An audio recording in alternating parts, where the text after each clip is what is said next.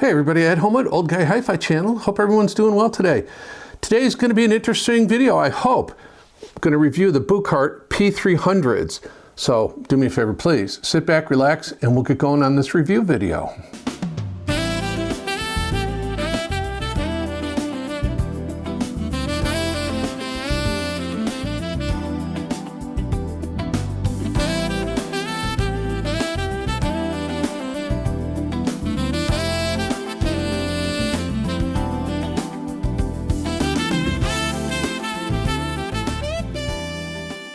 So what are the Buchardt P300s? Well, they are approximately, it's 1,400 euros. Current exchange rates put that at $1,640 for the pair. Now, key thing to keep in mind, that price includes shipping, import taxes, duties, everything. It's a total delivered price.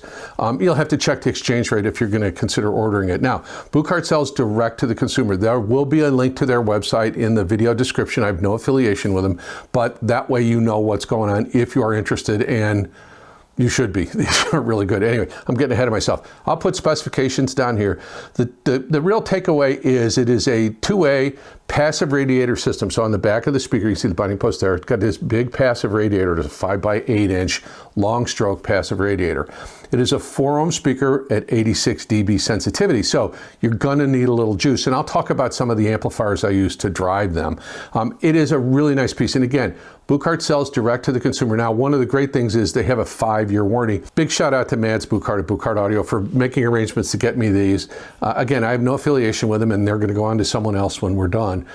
So Mads hasn't seen the video before you, and he had no influence over it, or my opinion, or any of my conclusions. So anyway, let's talk about these a little bit more in depth, because the company itself, I think, is really cool. So when I do reviews of companies like Buchardt, kind of small companies that obviously have a visionary leader at the heart of the company, and in this case it's Mads Buchardt, I think it's important that you guys understand a little bit about the company. This is not some megalithic, faceless, nameless, giant corporation. This is a little family business. It's maybe a dozen or two people, and they're just doing their thing, and they're trying to build the best product they can, and they have everybody in the company has a vested interest on how it performs. And of course, you've got Mads Buchardt at the head of the company. So the company originally started under a different name in 2013, building DIY kits in Denmark. So you could buy plans, you could, kind of like what Neil Blanchard does here in the United States. You could buy the plans, you could buy a flat pack, put it together. Well, I think, and I'm only assuming this, is oftentimes in Europe, houses are smaller than what we're used to here in the United States. So to have the room for a work area or a wood shop or something like that is a little bit more challenging. Great Britain, everybody goes to the shed, men in sheds. But I think, they had their customers coming and say, we love the speakers, but can you build them for us? Can you do a finished product? And so they did do that, and they expanded their business. As a matter of fact, they just moved into a new facility within the last several weeks because business is growing and they needed additional capacity. So all the cabinets are made out of 15 millimeter fiberboard, not MTF, fiberboard, and it's much more inert. I mean, it is really inert. Very good. It's moisture proof. The finish on it's beautiful. It's like a sealed, matte finish. Really, really nice. 6-inch paper cone driver that's made custom for them. 0.7-inch tweeter in its own CDC aluminum waveguide. Again, custom made. 5x8-inch passive radiator. Again, custom made for Buchardt. So there's a lot of kind of bespoke. Well, everything is bespoke. I mean, the speakers are handmade. The drivers are made specifically for the speaker. That really adds a lot of value, I think. Well, now you understand a little bit about the company and the way the speaker is built. Where does this thing fit in the Buchardt line? Obviously, the S400 and the S400 Mark II were the darling of the review world and YouTube for a long time, going back several years. And that's a great speaker, no question about it.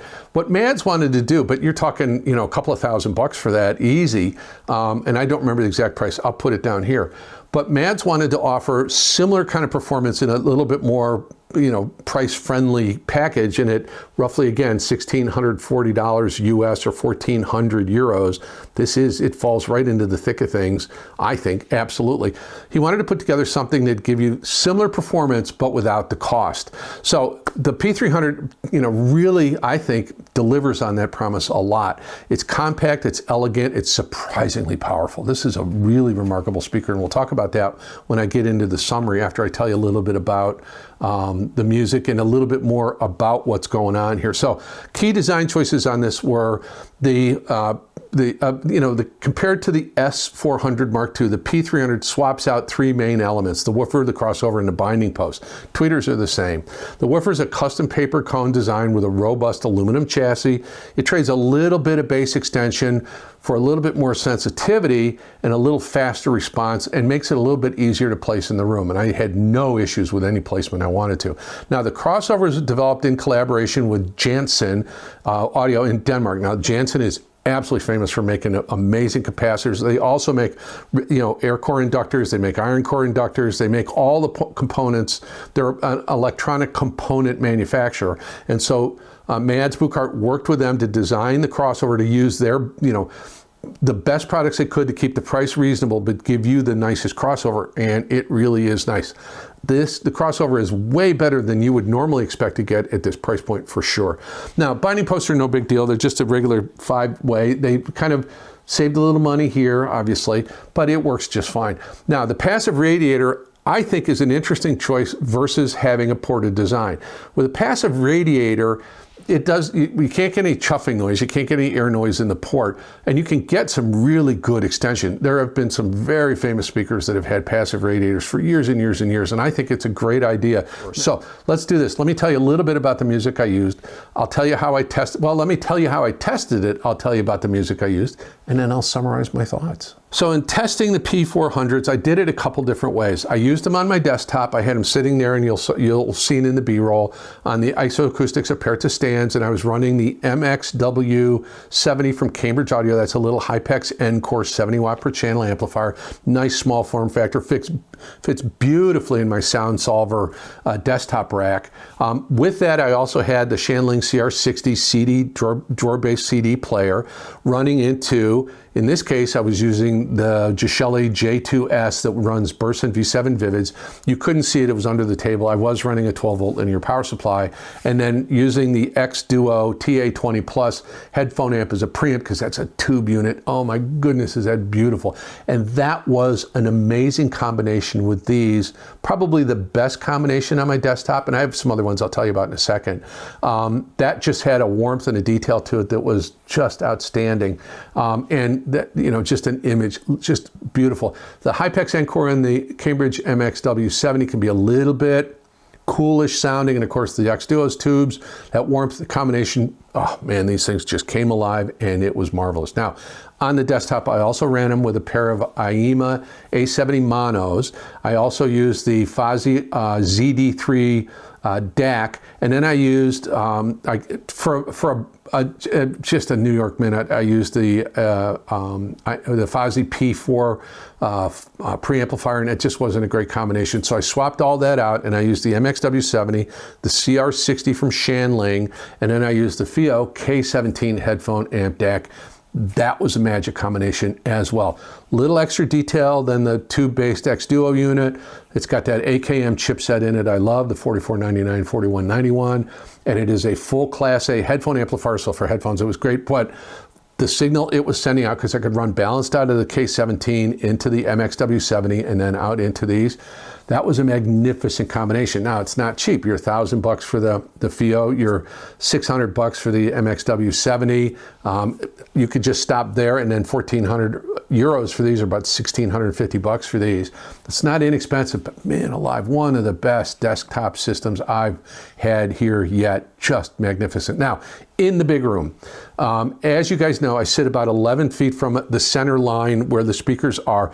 I've got a spot, and you've seen it probably in B-roll and other other videos where I've got some blue painter's tape on the floor, and I kind of have a sweet spot where almost everything works quite well. You move a little here, move a little there to get it really dialed in. But I'm 11 feet from that center line. The speakers are typically anywhere between 9 and 10 feet apart. I found these were best at about 9.5 and towed in, so they're just each, the left speaker's over my left shoulder, right speaker's just over my right shoulder, and then running them off of a couple of really good, very affordable amplifier products. The first one I used is my beloved Cambridge AXR 100. I love that piece.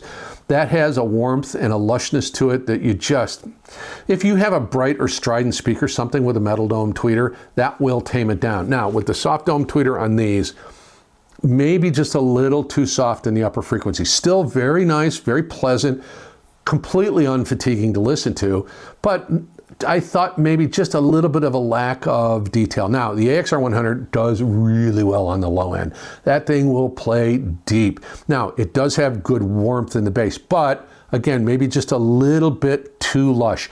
Bass notes were very well defined, deep and low, and I'll talk about that in just a second. The AXR 100 gave these all the power they needed. Where the AXR 100 really shines is from about the upper mid bass through into the upper mid range and into lower treble. Just the smoothness and this warmth and this lushness and this detail. And that thing can throw an image with a really good speaker. It can throw an image that's room-defyingly large. Just amazing. That was a very good combination. So you get $700 for the AXR 100 and you get about $1,650 for these. Now, as a source for the AXR 100, I did a couple of things.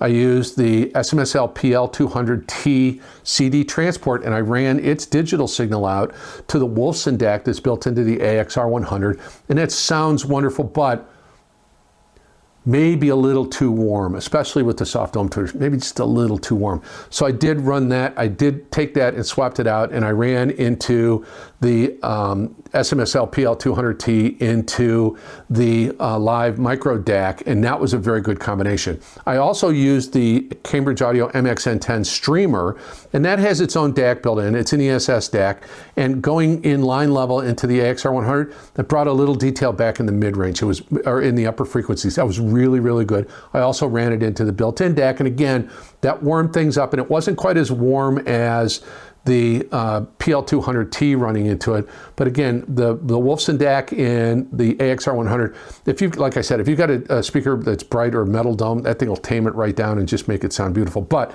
maybe a little too lush, maybe a little too friendly. These needed a little bit something extra. So what was the magic combination for me? It was the Advanced Paris XI75 integrated. That's a 75 watt into 8 ohm, 110 into 4. So we got 110 watts going into these. That has a different sound character than Cambridge. It is a very warm sound, but it is extraordinarily detailed, really good on the top end, really good drive in the bass. I thought the bass was a little tighter with the Advanced Paris. It's about $1,400, so it's twice the money as a Cambridge, and you would expect an improvement in performance, and it does deliver that. Bass was tighter, little faster, a little better pace to it. I felt like it was, I don't know, just there was a little bit more attack, a little bit more dynamic in the bass. Up through upper bass, mid bass, lower mid range area. Drum kits, the attack was perfect, stick on the tom, mallet on the kick, electric bass, acoustic bass, just wonderful. I listened to some classical music, I listened to a lot of electronic music, I listened to a bunch of different stuff, and everything sounded really good through the mid-range. Vocals sounded really good through the mid-range as well. As you move up through into the mid-range, upper mid-range and treble, the XI75 gave these the signal they wanted. They were detailed, very detailed. I thought transients were beautiful. I thought the leading edges of notes were really well defined. They were not soft in any way, but they were just almost kind of like Goldilocks in the porridge. Just right on the edge of being perfect. And for the price combination, that's a remarkable, for me to say that, I think that's high praise indeed. So everything was just wonderful. Good bass, good mid-range was beautiful. High frequencies were detailed. Everything was great. The dynamic range of these are very dynamic. That amp is very dynamic. I thought on a lot of the classical music where there's big crescendos, everything was beautiful and perfect and just wonderful. So It was a great combination. So the XI75, I was using the MXN10. I did use the internal DAC on the XI75, which I believe is a TI or a Burr Brown DAC chip. I'll put it down here. I did a review on it earlier. That was a really good combination. I thought a little better than the MXN10's built-in Sabre DAC. And then I also used a SMSL PL200T running into the built-in DAC in the advanced Paris unit. Thumbs up. That was a great combination with these. Magic.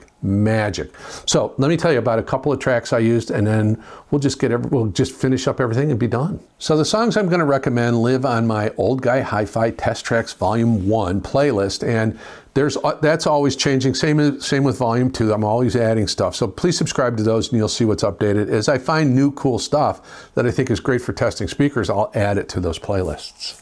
So there will be a Title and Qobuz link to that playlist in the video description. Well, the first track I used is this track called Dice, and it is off of a compilation album called Electronic Architecture 2 Ambient Edition, and it was curated by a gentleman named Solarstone, who's a DJ and dub artist himself. It is a song by, it's a collaboration with Kazuza and Shingo Nakamura, and it is from this 2011 collaboration. It is an ambient rendition of the song, and it transforms the original really progressive trance track into kind of the serene soundscape. I love this track a lot. It highlights the artist's ability to blend electronic elements with there's some emotional kind of melodies in it. There's some really interesting stuff that'll hook you and pull you in. The track is characterized, it's extraordinarily soothing. The atmosphere is just really soothing. There's a lot of ambient stuff going on in the background. There's some really neat sounds. There's some really kind of melancholic piano riffs. There's guitar, really interesting subtle guitar overtones in it. It creates a really kind of warm, sort of introspective listening experience. Really good for if you just want to sit and relax and just kind of contemplate your day and think about things that's going on. It's just really interesting, and it will actually cause you to stop thinking about stressful stuff and just kind of wrap yourself in the music, and it'll just pull you right in.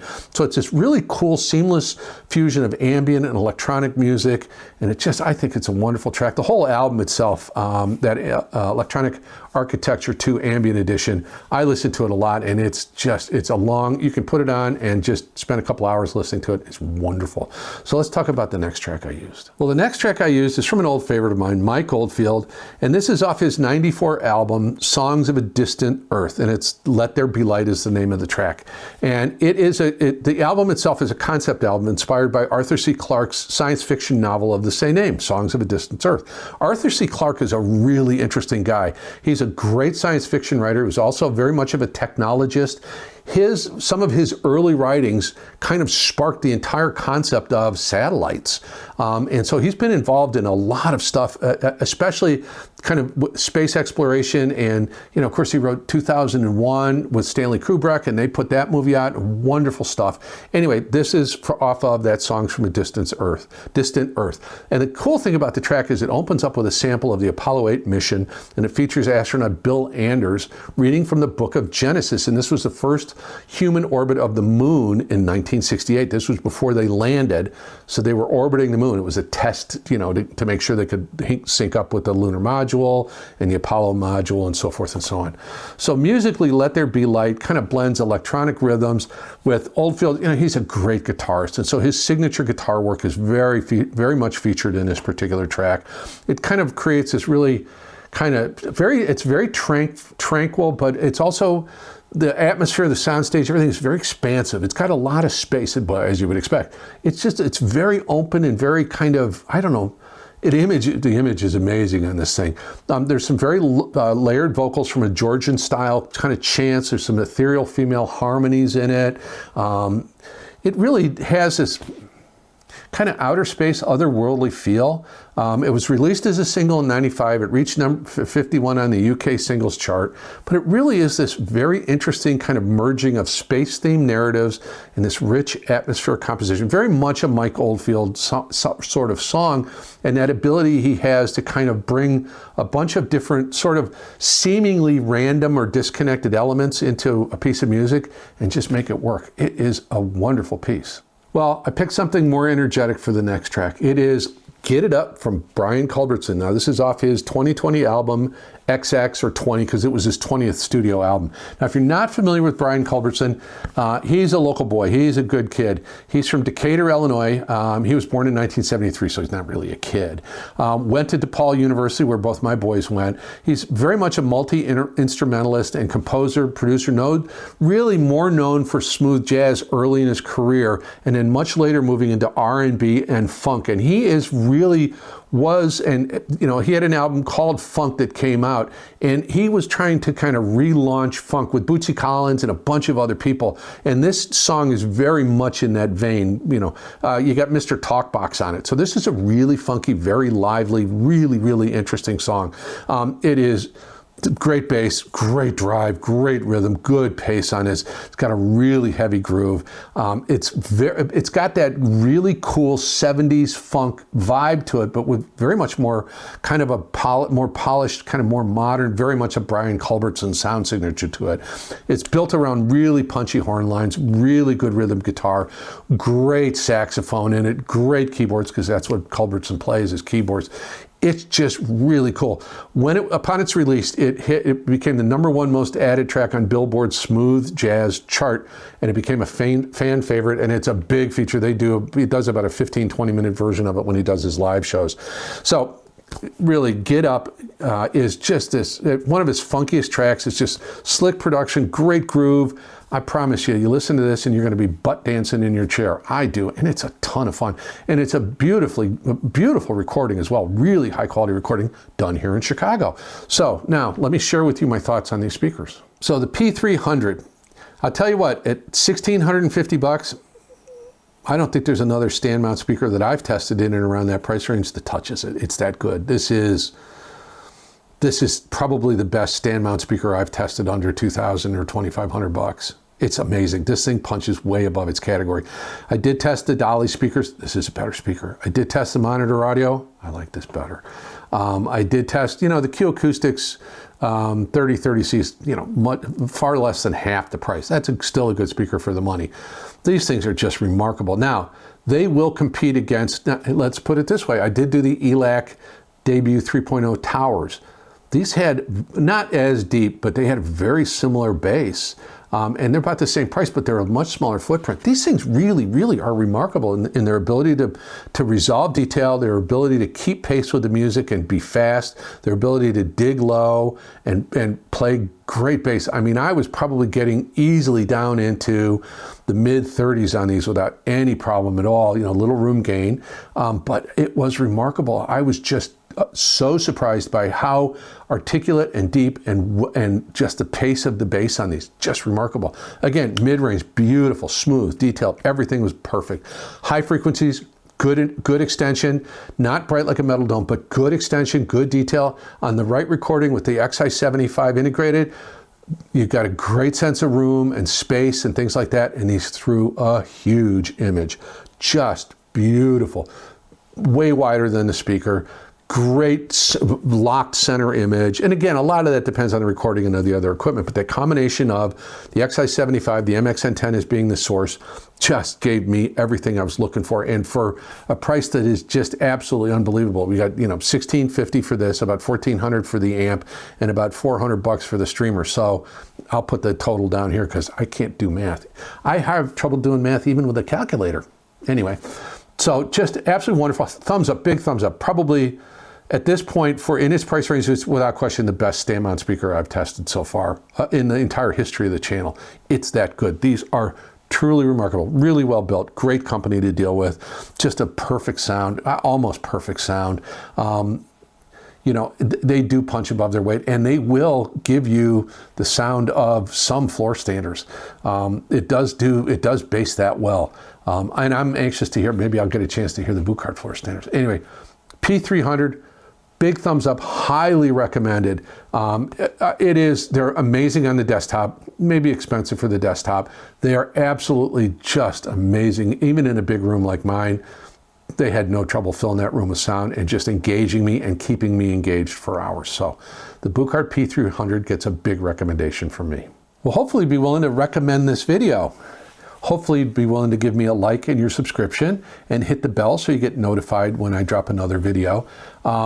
60% of you watching aren't subscribed, and it really would help the channel a lot if you did. It's free to subscribe. You're always welcome to take your subscription back if I do something you don't like. But as my subscriber count grows, more and more manufacturers, especially with very expensive gear, because I'm looking at some really expensive stuff right now, are more willing to send me that gear for review so we can enjoy it together and learn something about it, hopefully.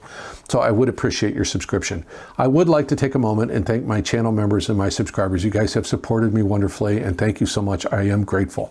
There will be a channel membership link in the pinned comment and in the video description. There will also be, if you're watching on your device or PC, there is a thank you button down here. If you want to, you can thank me that way, and I appreciate your support.